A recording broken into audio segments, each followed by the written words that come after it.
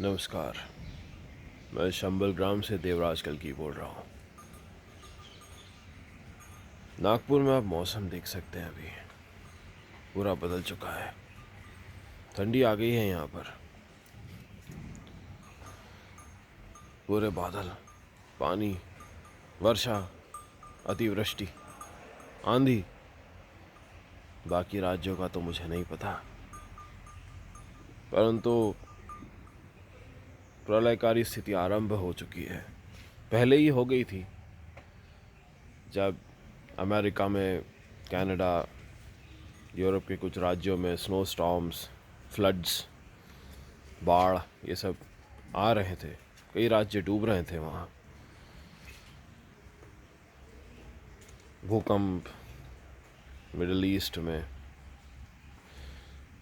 New Zealand में, Ecuador में 2 दिन पहले आया। भारत के कई छोटे छोटे राज्यों में आया है, गांव के पास आया है। देख सकते हैं आप। प्रलयकारी स्थिति एक साथ ऐसा नहीं होता कि बहुत कुछ भयावह हो जाएगा। धीरे धीरे होता है ये। धीरे धीरे प्रकृति देवी माँ दुर्गा अपना रूप, रौद्र रूप दिखलाती है। ये दिख रहा है ना बादल। प्रातः काल का समय है, अभी 5:55 हो रहे हैं अभी।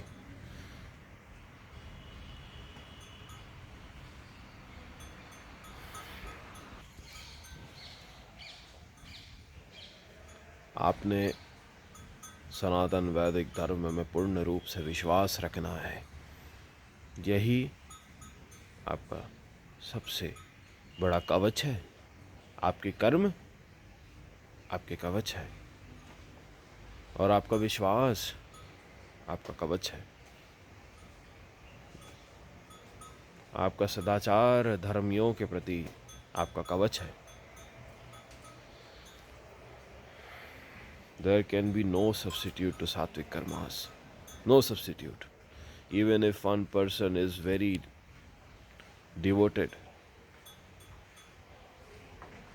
to spiritual offerings at temples, devsthanam, doesn't mean that the person is pure. कर्मों के आधार पे ही सारा निर्णय लिया जाता है। सात्विक कर्म सबसे ऊंची सिद्धि होती है।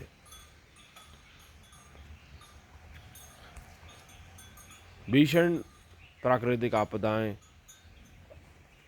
जिस प्रकार अब आरंभ हो चुकी है,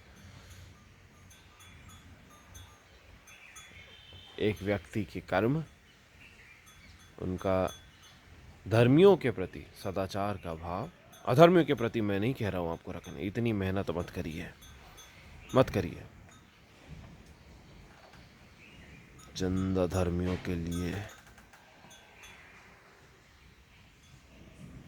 मैं धर्मियों पर से अपना ध्यान भटका नहीं सकता, ना ही कोई और धर्मी व्यक्ति या भक्त भटकाना चाहेगा। जिन्हें वैदिक सनातन धर्म की चिंता है, तो पहले उनका सोचिए, जो सनातन वैदिक संस्कृति से और उनके आचरण से जुड़े रहने की चेष्टाएं कर रहे हैं। अब ये बैंगलोर जैसी जगह, गोवा, दिल्ली, मुंबई, पुणे, क्या हो रहा है यहाँ पर? What's happening? What is happening in these cities? और यूटी, यूनियन टेरिटरी, जो भी कहें, दिल्ली को, यहाँ पे mostly you will find IT professionals, people working in the IT sector. They are all working well. They are working hard. Day and night they work hard. क्या हो रहा है पर इनके साथ? क्या हो रहा है?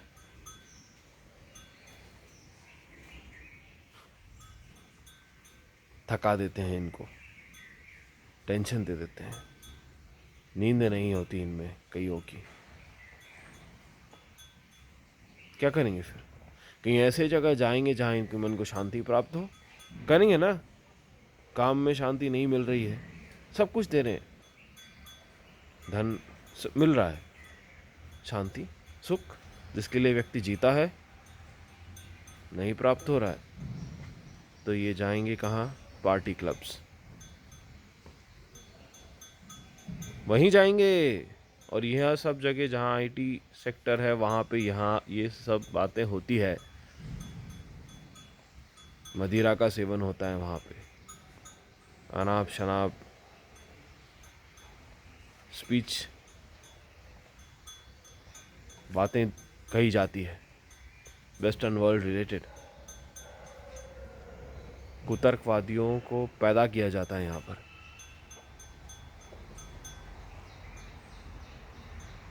जो बहुत मासूम है, the person who is very innocent immediately gets into it because they are troubled, they are looking for happiness and they think that they'll find happiness at such a place. ओम जगत चक्षु स्वरूपी सूर्य नारायणाय नमः, ओम साक्षी स्वरूपी देवराज परशुरामे नमः।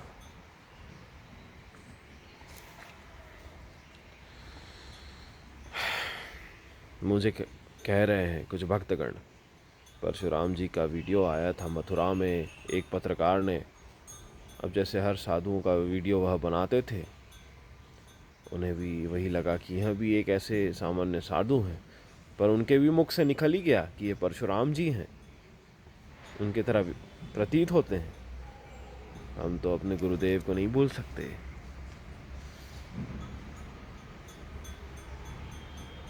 His serious nature, his discipline, down to earth personality, down to earth character, very high in morals, gait like that of a lion. How will I forget his personality? वो तो मेरा धर्म है कि मैं उनके आगमन और उनकी प्रकृति के बीच रहने को पहचानूं।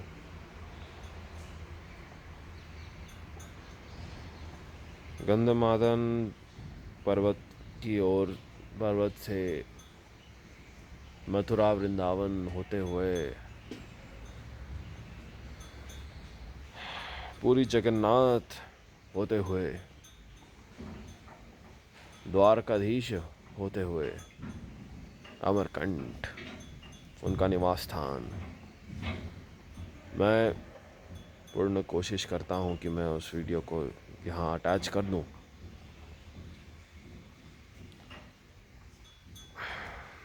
मैं उन पत्रकार का वीडियो यहाँ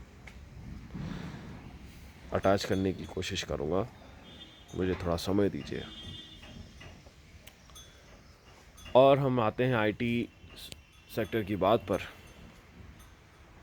तो सीक्रेट सोसाइटी ग्रुप जो है,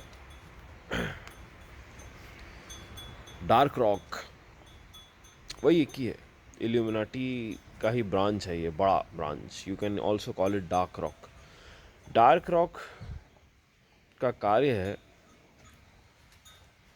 ऐसे इंस्टीट्यूशंस बनाना ऑफ एंटरटेनमेंट, मनोरंजन, ताकि एक यूथ या एक ग्रोइंग करियर में वाला जो एक एडल्ट है, समवेयर बिटवीन 24, 25 एंड 32, 33, इसके बीच के जो हैं, इनके लिए एक ऐसा एनवायरनमेंट बनाए जहाँ पे they can feel the entertainment, मनोरंजन। मन को मनोरंजित कर, भ्रमित कर, संस्कृति का नाश कर देना। अब इनको आप देवस्थान ले जाओगे ना, जो कहीं ना कहीं उसके बीच धर्म से जुड़े हैं, उसको बदल नहीं सकते आप। मैंने कहीं देखे हैं ऐसे आईटी प्रोफेशनल्स भी हैं और भोलेनाथ के भी भक्त हैं, हनुमान जी के भी भक्त हैं, उनको नहीं बदल सकते आप, क्योंकि उनके बीज इतने मजबूत रखे हैं, नहीं बदल सकते। देवी माँ दुर्गा को मानते हैं, आराधना करते हैं, आचरण भी वैसा है, पर मजबूरी है कि ऐसे एनवायरनमेंट में रहकर काम करना पड़ रहा है, क्योंकि British government has not let any such भारतीय culture and professions related to भारतीय culture to spread out throughout Bharat. भारतीय संस्कृति से संबंधित कार्य आज भारत में नहीं पाए जाते हैं।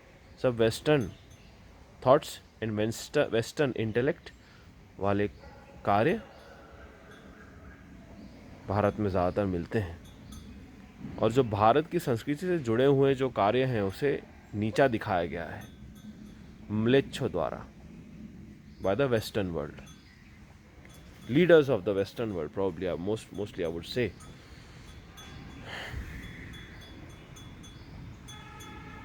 मदिरा, लीकर और कोई भी नशीले पदार्थ श्रीमद् भागवत जैसे हमारे महापुराण में पूर्ण रूप से वर्जित है। महाराजा परीक्षित ने कली को दंड देते वक्त क्या कहा था? मैं इन्हीं स्थानों में तुझे छोड़ रहा हूँ दया भाव क्षमा भाव मुझ में होने के कारण। इसका अर्थ यह नहीं है कि तुम हमारे राज्य में भारत में घुस यहाँ वहाँ फैल जाओ। उसे द्वीप दिया गया था, अंडमान के कोने में उसे द्वीप दिया था कली, मलिन पातक कली को महाराजा परीक्षित ने बोला था यहाँ से बाहर मत निकलना। परंतु महाराजा परीक्षित जानते थे घोर कलयुग और उसके आने के वक्त यह भारत में हर कोण में फैल जाएगा। और यह भी कहा था गोपाल जी चले गए तो तुम मन माने दुराचार करोगे, इतनी हिम्मत तुम्हारी, महाबल भीमसेन गमन कर गए हैं तो तुम दुराचार फैलाओगे। लाओ मैं तुम्हें अभी नरक गति प्राप्त करवाता हूँ। ऐसा कह के महाराजा परीक्षित ने अपना खड्ग निकाला था उसके भाग करने, परंतु कली की वही तो कला है, बना बहला फुसला कर मन को ऐसा भ्रमित कर देता है मीठी बातों से, कितना ही बड़ा योद्धा हो फंस जाता है उसमें। यही एक गलती महाराजा परीक्षित से हुई, और मैं गलती भी कहूँगा और एक उनका सरल उपाय भी कहूँगा धर्म के प्रति दया भाव का पालन करना। यह भी उनकी महान कला आज भी याद की जाती है श्रीमद् भागवत में। पहले ही अध्याय में जो जिसे नशीले पदार्थ जहाँ वर्जित है भारतीय संस्कृति में वो कैसे फैल रहे हैं, इसी से समझ आता है कि ये ब्रिटिश इंडिया का एडमिनिस्ट्रेशन है, ये भारतीय कल्चर नहीं है। हम नहीं मानते इसे। कोई भी संत, सच्चे संत साधुगण इसके प्रमाण नहीं देंगे, वर्जित करेंगे इसे। ये प्रमाणित नहीं है, ये बाहर से लाया गया है ज़बरदस्ती भारत में भारत की संस्कृति का उल्लंघन कर तोड़ कर बंटवारा करने के लिए। सिर्फ फिजिकली नहीं, मानसिक तौर पे बंटवारा करना इनके लिए आसान हो जाता है। परिवार में आप देखिए बढ़ गए हैं लोग, माता पिता से प्रेम सम्मान देना, उनसे दो बातें करना, दादा दादी से बातें करना, उनके बीच रहना किसी यूथ या यंग ग्रोइंग एडल्ट को पसंद नहीं होता है। यहाँ उनकी गलती नहीं है, ऐसा उनके दिमाग में फीड किया गया है मनोरंजन करवाकर। यही मैं आपसे कहना चाह रहा हूँ। आप जो सोच रहे हैं आपसे छोड़ के आपके बच्चे दूर चले जाते हैं, बहुत बड़ा षड्यंत्र है ये, बहुत बड़ा। ये आगे समझ तो आ ही रहा है अभी लोगों को, और अभी तो समझ आ ही रहा है। हालात मानसिक तौर तौर पर बद से बदतर होंगे, इसलिए मानसिक रोग हो जाता है माता पिता को। बोलते हैं हमारे एक एक लौते थे, इन्होंने ऐसा किया हमारे साथ। यह हमारे भारतीय संस्कृति में सिखाया गया है। यही श्री रामचंद्र के रामचरितमानस में यह सिखाया है क्या? श्री रामचंद्र का नारा लगाते हो ना, तो आचरण क्यों नहीं सिखाते हो वैसा? सिर्फ नारे लगाने से नहीं होता शासक, आचरण और प्रजापाल का व्यवहार भी उसी दिशा में होना चाहिए। यह उनके मन में ये बातें बिठानी चाहिए कि आचरण क्या होता है, सम्मान देना क्या होता है, दया क्षमा भाव क्या होती है, करुणा क्या होता है। यह है क्या तुम में? तुम भक्षक हो, हम जानते हैं तुम्हें। देश छोड़कर जब भागने का समय आएगा ना, एयरपोर्ट्स, रेलवेज, प्रकृति देवी माँ दुर्गा ऐसी स्थिति बना देगी, भागने लायक नहीं बचोगे। शासक से मैं कह रहा हूँ, चेतावनी समझो इसे हमारी। प्रकृति रौद्र रूप धारण करते दिख ही रही है। ओम जगत चक्षु स्वरूपी सूर्य नारायण माधव नमः।